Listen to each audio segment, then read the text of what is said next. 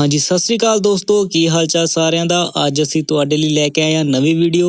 ਇਸ ਵੀਡੀਓ ਵਿੱਚ ਆਪਾਂ ਰੀਕ੍ਰੀਏਟ ਕਰਾਂਗੇ ਅਕਾਲ ਮੂਵੀ ਦੇ ਪੋਸਟਰ ਨੂੰ ਤੇ ਵੀਡੀਓ ਦੇ ਲਾਸਟ ਤੱਕ ਜਰੂਰ ਬਣੇ ਰਹੋ ਤੇ ਕਮੈਂਟ ਕਰਕੇ ਜਰੂਰ ਦੱਸਿਓ ਵੀਡੀਓ ਕਿਵੇਂ ਦੀ ਲੱਗੀ ਤੇ ਪੋਸਟਰ ਕਿਵੇਂ ਦਾ ਲੱਗਾ। ਇਦਾਂ ਦੀਆਂ ਹੋਰ ਵੀਡੀਓ ਦੇਖਣ ਲਈ ਸਾਡੇ ਚੈਨਲ ਨੂੰ ਸਬਸਕ੍ਰਾਈਬ ਕਰੋ ਤੇ ਵੀਡੀਓ ਨੂੰ ਅੱਗੇ ਆਪਣੇ ਦੋਸਤਾਂ ਨਾਲ ਜਰੂਰ ਸ਼ੇਅਰ ਕਰਿਓ।